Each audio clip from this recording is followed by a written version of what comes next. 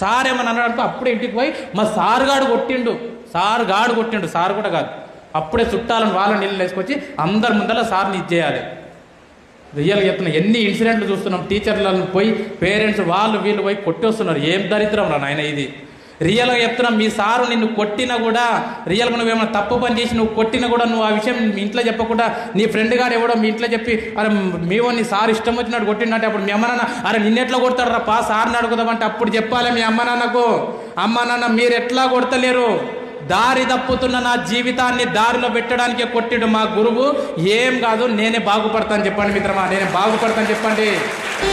తరగతి గదిలో తలరాతలు మార్చేటి గురువులారా, ఈ ఏజ్ లో ఉన్న పిల్లల్ని తిడితే కొడితే వాళ్ళు పక్కకు పోయి తిట్టుకుంటారని వాళ్ళకి తెలియదా బాస్? 100% తెలుసు. నువ్వు ఎన్ని బూతులు మాట్లాడతావు కూడా వాళ్ళకి తెలుసు. అరే నువ్వు ఎన్నిసార్లు తిట్టుకుంటావు బూతులు మాట్లాడతావు అని తెలిసి కూడా నిన్ను ఖండించనికే, నిన్ను చిన్నగా శిక్షించడానికి వాళ్ళు ప్రయత్నం చేస్తున్నారు అంటే అరే ఏదో ఒక మాటకు దారిలో పడతారు కదా పిల్లలు అని చెప్పి. రాజు పేద భేదం చూపని ఉపాధ్యాయులారా, మరి మీకోసం వాళ్ళ ఇంట్లో ఎన్ని కష్టాలున్నా ఎన్ని ప్రాబ్లమ్స్ ఉన్నా అన్ని గేటు బయట మర్చిపోయి క్లాస్ రూమ్లోకి వచ్చి చాక్ పీస్ పట్టుకొని నవ్వుతో పాఠాలు చెప్తున్నటువంటి మీ గురువులది నిజమైన ప్రేమ కాదా బాస్? కృషి ఉంటే మీరు ఋషులవుతారని నమ్మకం నూరిపోస్తారు. ఇంటి దగ్గర వాళ్ళ పిల్లలకు జ్వరం ఉన్నా సరే హాస్పిటల్కి తీసుకెళ్లి టాబ్లెట్లు వేసి ఇంటి దగ్గర పడుకోబెట్టి వాళ్ళ అమ్మ నాన్నకు అప్పచెప్పి స్కూల్కి వచ్చి అరే ఇంటి దగ్గర జ్వరం వచ్చిన నా పిల్లలు కాదు క్లాసులో ఉన్న 50 మంది పిల్లలు కూడా నా పిల్లలతో సమానం అని చెప్పి మీకు పాఠాలు చెప్పేటటువంటి మీ గురువుల నిజమైన ప్రేమ కాదప్ప? రేపటి తరము అంధకారంగా ఉండొద్దని ముందుంటారు.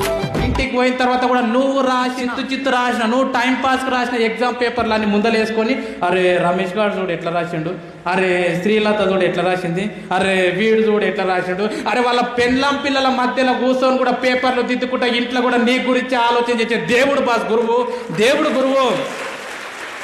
చాలా మంది పిల్లలు అనుకుంటారు నాకు మస్తు టాలెంట్ ఉంది, సార్ గారు చెప్పేది ఏంటి, నీకు ఎంత టాలెంట్ ఉన్నా ఏమన్నా నువ్వు పైకి వెళ్ళి ఊడి పడలే. నీవు స్కూల్కు ప్రైమరీ స్కూల్ నుంచి పోయినప్పటి నుంచి ఇప్పటి వరకు నీ బుర్రలో ఏమన్నా ఉందంటే అదంతా నీ గురువులు పెట్టిన భిక్ష తప్ప నీకు ఏడికెళ్ళి రాలే. నువ్వు సొంతంగా నేర్చుకున్నావా? ఏబిసిడీలు సొంతంగా నేర్చుకున్నావా? 1 2లు సొంతంగా నేర్చుకున్నావా? పదాలు ఎట్లా వాళ్ళకన్నా సొంతంగా నేర్చుకున్నావా? వాక్యాలు ఎట్లా వాళ్ళకన్నా సొంతంగా నేర్చుకున్నావా? పుస్తకం ఎట్లా చూడాలన్నా సొంతంగా నేర్చుకున్నావా? పెన్ను ఎట్లా పట్టుకోవాలో సొంతంగా ఏమి సొంతంగా నేర్చుకోలేవు బాస్, అన్ని వాళ్ళు పెట్టిన భిక్ష. రాష్ట్రాన్నేలే సీఎం అయినా, దేశాన్నేలే పిఎం అయినా, రాష్ట్రాన్నేలే సీఎం అయినా, దేశాన్నేలే పిఎం అయినా, మీ నుండి విద్య నేర్చినోళ్ళయా ఒకనాటి మీ శిష్యులేనయా. తరగతి గదిలో తలరాతలు మార్చేటి గురువులారా,